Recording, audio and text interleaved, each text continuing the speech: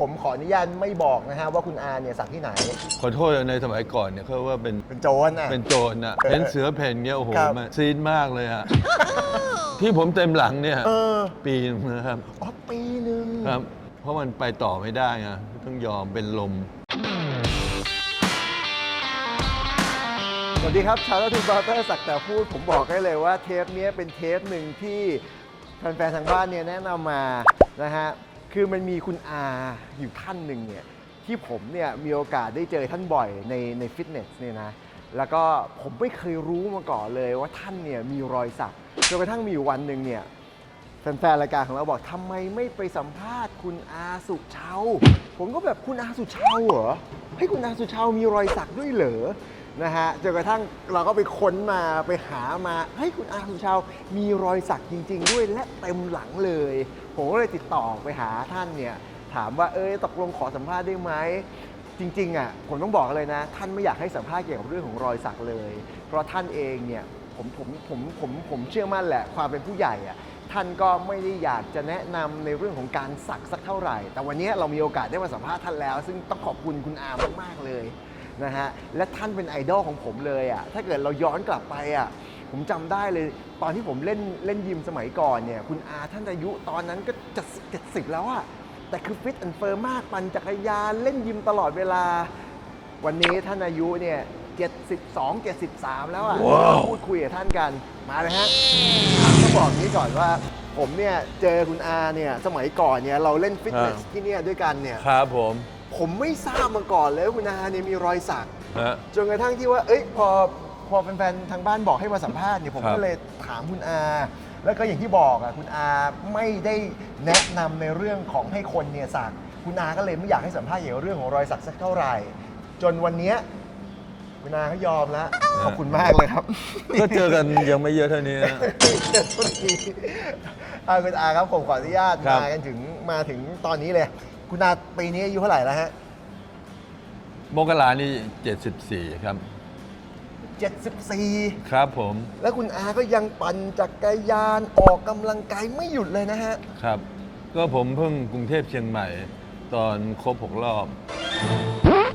ปั่นจักรยานกรุงเทพเชียงใหม่ฮะทัตทูบราเตอร์สักแต่พูดวันนี้ทัตทูโอเดอร์บราเตอร์ของเรา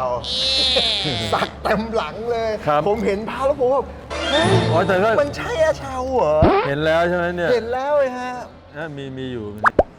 นานมาแล้วเดี๋ยวก่อนนะผมถามหน่อยครั้งแรกเลยที่คิดว่าจะสักเพราะอะไรครับคุณอาคือสมัยเด็กๆเนี่ยผมเห็นลายสักเยอะครับแล้วก็อยากแต่ผู้หลักผู้ใหญ่เขาไม่อนุญาตเขาบอกว่าขอโทษในสมัยก่อนเนี่ยเขาว่าเป็นโจรอ่ะเป็นโจรอ่ะมันดูไม่ดีมาเฟียนั่นนู่นนี่ก็ต้องหนังเหนียวอะไรอย่างเงี้ยพวกเราไม่ต้องหนังเหนียวก็ได้อะไรอย่างเงี้ยคือตอนนั้นเนี่ยตอนที่คุณนายเด็กก็แปลว่าส่วนใหญ่รอยสักที่เรารู้เนี่ยส่วนใหญ่ก็จะเป็นพุทธคุณเป็นอักขระสักลายไทยซะมากกว่าไอ้สักสวยงามนี่ไม่ต้องพูดถึงเลยนะตอนนั้นแล้วก็เลยคุณอาก็เลยยังไม่ได้ทำแล้วอยู่ดีๆเนี่ยเมื่อตัวเองพร้อมจริงๆแล้วทำไมถึงคิดว่าเราพร้อมละที่จะทำคนเราถ้าอยู่ว่างมากๆเนี่ยมันก็จะคิดโน่นคิดนี่ไปเรื่อยมันก็มีเวลาเหลือเฟือก็ไปเจอคนที่เขาสั่งเนี่ยเขาก็มาอวดกันให้เราเห็นเราก็เลยเป็นไงอยากไปมั่ง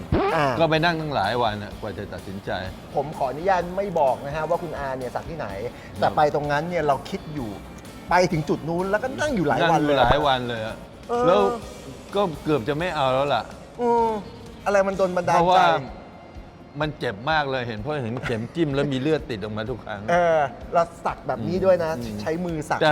มันสวยมากไงฮะผมแพ้ความสวยงามแล้วลาย2 ลายบางจริงมันก็ไม่ค่อยเห็นอะไรเท่าไหร่บางลายเห็นมันโดนเนี่ยเห็นเสือเพ่นเนี่ยโอ้โหมันซีดมากเลยอะ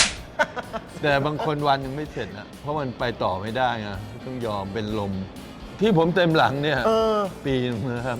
ปีนึงครับไม่มีใครมีทีเดียวครับมันก็ต้องค่อยๆเก็บไปครับนี่แปลว่าปีนึงเราก็ต้องมั่นใจแล้วล่ะว่าเราได้ลายนี้ปุ๊บเสร็จปุ๊บเราก็ไปเอาลายนี้มันเหมือนไปช้อปปิ้งเนาะแต่ผมศึกษามาแล้วว่าที่คุณอาไปสักเนี่ยคือรักในศิลปะเลยไปสัก ไม่ได้เน้นในเรื่องของจะต้องคาถาอาคมพูดกันตรงๆนะฮะแล้ววิธีการไปเลือกคุณอาลายสักลายไทยมีตั้งหลายอย่างทำไมเราถึงเลือกว่าเฮ้ยงั้นเราเอาลายนี้ เราเอาลายนี้เราเอาลายนี้อะไรคือตัวเลือก พอไปขึ้นต้นลายแรกเนี่ย ครับ แล้วที่สำนักมันก็จะมีลายโน้นลายนี้อะไรเงี้ยเราก็จะมองเห็นว่าลายนี้ควรจะอยู่กับลายนี้ ควรจะอยู่กับลายนี้เราก็คิดวางลายไปว่าอยู่ตรงโน้นตรงนี้นะฮะคิดไปคิดมาโอ้โห พอมันไป3-4 จุดแล้ว ครับ มันไม่ได้แล้วอะมันไม่สมบูรณ์นะมันก็เลยต้องเต็มอะ คุณอาเนี่ยเป็นคนเลือกเองว่าจะเอาลายนี้เอาลายนี้เอาลายนี้ คืออาจารย์ไม่ได้เป็นคนเลือกให้ก็ผสมกันไปด้วย ผสมกันไปด้วย ก็มีขัดคอกันเยอะเหมือนกันกว่าจะจบ อันไหนลองพอเล่าคร่าวๆได้ไหมครับว่าแล้วศิลปะก็อย่างหนึ่งนะ ความหมายก็อย่างหนึ่งนะ ความหมายก็อย่างหนึง ศูนย์รวมที่หลังของคุณอาเนี่ยความหมายโดยรวมทั้งหมดมันมีความหมายอะไรบ้าง คือในสมัยโบราณเนี่ย ครับ ทหารอะไรที่ไปรบเขาก็จะมีอาจารย์มาทำในเรื่องความคงกระพันกับอีกอันก็เรื่องพุทธคุณคือเรื่องเมตตามหานิยมมันก็มี2 ลายอันนี้ก็มีหมด แต่มันใครไม่ต้องมาลองนะว่าเหนียวหรือไม่เหนียว เพราะเอาแค่สวยงามแค่นั้นเองคือเราไม่ได้มองว่าเฮ้ยมันต้องฟันไม่เข้า แล้วเรามองในเรื่องของแบบเมตตามหานิยมแต่เขาบอกยิงฟันไม่เข้ามีจริง แต่อาจารย์เขาพูดแล้วก็ขำอ่ะเขาบอกว่ายิงฟันไม่เข้าคือเราไม่เข้าไปก็ยิงฟันไม่เข้านี่มันเป็นกุศโลบายอย่างนึงนะขนาดอาจารย์ก็ยังพูดเลยยิงฟันไม่เข้าถ้าเราไม่เข้าไป มันก็ไม่มีเรื่องให้มันยิงฟันไม่เข้าถูกต้องครับข้างหลังเนี่ยมีรูปอะไรบ้างครับ ที่เป็นรูปนะมีเสือมีเสือมีจิ้งจกทำไมถึงเลือกเสือนี่มันสวยนะแล้วเสือนี่มันเป็นเจ้าป่าครับโดยสัญลักษณ์มันก็เป็นที่มีพลังแล้วก็มีอำนาจทีนี้มันเสือกับจิ้งจกเนี่ยมันต่างกันอย่างชัดเจนแต่จิ้งจกเนี่ยครับมันเป็นเรื่องเมตตามหานิยมแล้วจิ้งจกเนี่ยมันก็ถ้าจะให้แรงเนี่ยมันต้องเป็นจิ้งจกที่เมคเลิฟนะครับจิ้งจกมีอะไรกัน2 ตัวที่ภาษาโบราณเขาบอกจิ้งจกปี้จิ้งจกปี้เราเล่าได้ไหมครับว่าไอตอนที่เขาเล่าให้ฟังเนี่ยทำไมจิ้งจกมันต้องปี้กันคุณอาพอทราบแบบว่าที่มาที่ไปลึกๆกันอันนี้ไม่ทราบฮะแต่ว่ามันเป็นสัญลักษณ์ในการแสดงความรักกันก็เป็นเรื่องเมตตามหานิยมแล้วก็เมตตามหานิยมก็จิ้งจกคือตัวแทนของเมตตามหานิยมนอกจากจิ้งจกปี้กันแล้ว นอกจากก็จะมีเสือแล้วเนี่ยไม่ทราบมีอะไรครับก็มีอักขระมีความหมายไหมฮะที่เราก็มีจากพระดังๆที่มีลายไว้อะไรอย่างเงี้ยก็อัญเชิญมาผมจำได้ตอนพูดคุยกับคุณอามีการพูดถึงหลวงพ่อเปิ่นด้วยใช่นะครับเดิมเนี่ยหลวงพ่อเปิ่นเป็นอาจารย์เป็นพระที่สั่งแล้วก็มีชื่อเสียงมากท่านมีชีวิตอยู่แล้วเรื่องรู้สึกน่าจะเป็นลาย5 ยอดมั้งน่าจะเป็นของหลวงพ่อเปิ่นแล้วตอนหลังก็มีคารวาสมาทำแล้วคุณอาเองก็จะมีลายของหลวงพ่อเปิ่นด้วยคุยเพลินไปหน่อยเอามาดูหลังคุณอาหน่อยมาขออนุญาตครับผมอันนี้แถมนะครับนี่แถมนี่เห็นกันสดๆครั้งแรกปกติผมเห็นแต่ในรูปเหมือนกันนี่ได้เห็นข้างหลังว่าเป็นยังไงครับขออนุญาตครับผมเอาข้างหลังนะฮะข้างหลังครับนี่มาเนี่ยตรงนี้มีจิ้งจกคู่หนึ่งหรือเปล่าฮะจิ้งจกอยู่ตรงนี้อันนี้ตัวสุดท้ายนะฮะครับผมจ็อบนะฮะ1 ปีนะฮะมีเสือตรงนี้นะครับถ้าเกิดว่ายังไงเดี๋ยวขอถลกขึ้นนิดนึงได้ไหมฮะนี่โอ้โหดูกันเต็มฮะไอ้ข้างๆตัวจะเป็นแบบจิ้งจกต่างๆนานารอบตัวนี่พวกนี้ใช่ไหมฮะที่เป็นกรอบฮะมันก็จะมีหลายท่าคือหน้าตาคล้ายๆปลัดขิกเหมือนกันนะคุณอาดูดิฮะแต่คือจริงๆมันคือจิ้งจกนะจิ้งจกฮะที่เป็นกรอบฮะดูกันเต็มเลยนะครับขออนุญาตนะครับนี่ที่กรอบนี่ทั้งหมดเนี่ยอย่างที่คุณอาบอกไปนะฮะ นี่คือจิ้งจกหมดเลยนะครับ แล้วก็ล่าสุดก็คือจิ้งจกตัวนี้นี่ก็คือยันต่างๆ ที่อยู่ด้านบนโอ้โหนี่เป็นจิ้งจกเป็นกรอบเลยนะ สวยมากเลยอ่ะโหนี่ถ้าเกิดเรามียันสวยๆอย่างนี้แล้วเราปฏิบัติศีลห้าอย่างที่คุณอาบอกได้นะโอ้โหสุดยอดจริงๆอ่ะแล้วมันเป็นสิ่งที่ต่างชาตินี่ไม่มีแต่บ้านเราอ่ะแล้วอย่างเทปที่เราดูกันไปอ่ะคนญี่ปุ่นเองอ่ะยังเอาลายไทยเนี่ยไปสักแต่สักแบบไม่มีพุทธคุณนะฮะสักแบบงานศิลปะจริงๆอ่ะสุดยอดนี่ผมพูดจริงๆนะพอเริ่มทำรายการมาเรื่อยๆเนี่ยเริ่มชอบอยากจะมีแบบลายไทยแล้วอ่ะเรามองในเรื่องของศิลปะแล้วก็มีความเป็นไทย แล้วก็ที่ขาดไม่ได้มันเป็นสิ่งที่ดีที่เราสักเข้าไปก็ไปถือเป็นพุทธคุณอย่างหนึ่งชีวิตมีการเปลี่ยนแปลงไหมครับต่อให้เราไม่ตั้งใจให้มันเป็นพุทธคุณจ๋ามีความเปลี่ยนแปลงบ้างไหมครับ มันก็มีเพราะว่าอาจารย์ที่สั่งเนี่ยเขาบอกว่าสั่งยันแล้วเนี่ยต้องถือศีลที่ปกติเราควรถือศีลอยู่แล้ว ถึงไม่สั่งยันศีลห้าก็ต้องครบครับ แล้วข้อ3นี่ห้ามเด็ดขาดนั่นคือการเมียห้ามผิดลูกเมียใครผิดลูกเมียใครซึ่งจริงๆมันก็ผิดไม่ได้อยู่แล้วมันเป็นกฎที่มันเป็นกฎของสังคมอยู่แล้วเป็นจรรยาบรรณที่คนเราไม่ควรทำอยู่แล้ว เป็นจริยธรรมทีนี้มันจะมีสุราด้วยนี่ใช่ไหมฮะเราเลยตอนหลังเราก็โดยผลพลอยได้เนี่ยเราก็เป็นคนรักษาศีลไปเพราะเรากลัวว่าจะเอาไว้ไม่อยู่อะไรเงี้ยมันก็เหมือนเป็นกุศโลบายนะฮะสุขภาพคุณอาก็ดีขึ้นแล้วเราก็เลิกเหล้าไปได้ อันนี้ก็ต้องขอบคุณอ๋อนี่คือที่เลิกเหล้าส่วนหนึ่งเพราะเราอยากจะปฏิบัติ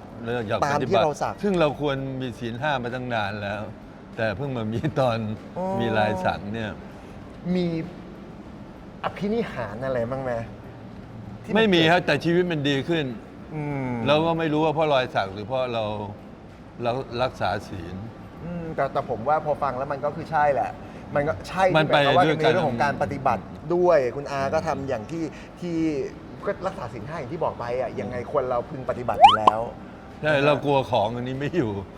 รักษาศีลซึ่งไม่มีเราก็ควรจะรักษาอยู่แล้วใช่เพราะตอนนี้ผมทำได้4แล้วขาดอีก1ข้อไหนเอ่ยเอางี้ดีกว่าข้อนี้ไม่น่ามีปัญหาเพราะตอนนี้เมียอยู่ตรงนี้ด้วยข้อ3มันแน่นอนข้อ3นี่แน่นอนว่าปฏิบัติข้อ5ก็ไม่ข้อ5คืออะไรครับข้อ5เล่าไง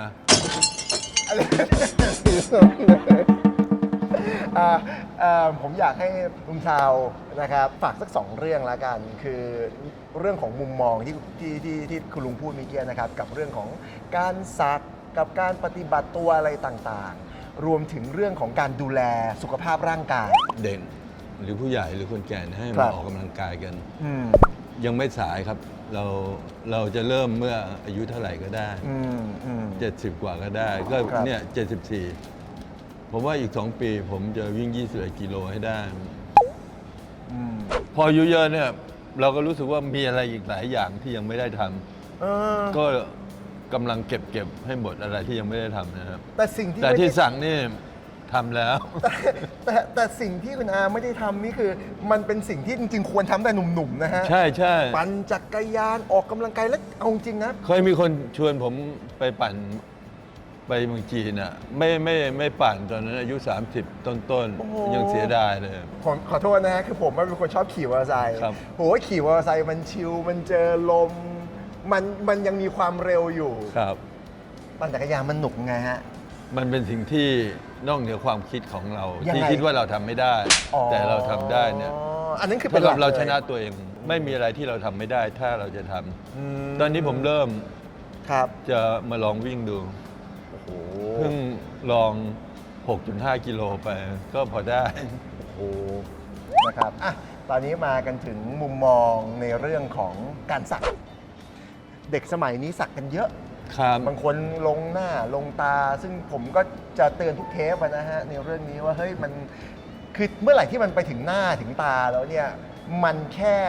คุณแค่รอพร้อมอย่างเดียวมันไม่ได้อะมันต้องดูอะไรหลายอย่างต่อให้ตอนนี้คุณพร้อมแล้วเนี่ยแต่ในอนาคตเนี่ยพอมันสักหน้าสักตาไปปุ๊บโอกาสที่มันลบไม่ได้นะใช่มันลบไม่ได้มีอะไรจะฝากถึงน้องๆหลานๆเนี่ยหลาน ก็ไม่ต้องรีบร้อน อืม ก็คิดให้ดี ครับ เพราะว่ามันเป็นสิ่งที่ลงไปแล้วลบไม่ได้ ครับ แล้ววันเนี้ยเราคิดว่าใช่แต่อีก 4-5 ปี ถ้ามันไม่ใช่เนี่ยมันก็จะเสียดายโอกาส แล้วสำหรับนักแสดงเนี่ยผมไม่แนะนำเลย เพราะว่ายิ่งคนเป็นเล่นบทนำอะไรเงี้ยเนื้อตัวต้องเกลี้ยงๆอ่ะเพราะมันจะเสียโอกาส เหมือนว่าสมัยนี้เนี่ยคุณอาครับดาราเนี่ยสามารถที่จะเป็นตัวของตัวเองสามารถสักได้เยอะขึ้นเนาะแต่ถ้าเกิดเราย้อนกลับไปสมัยก่อนเนี่ยถ้าเกิดดาราสักคนหนึ่งมีรอยสักนี่เป็น เขาไม่เอาเลยนะ นะฮะ แล้วในลักษณะ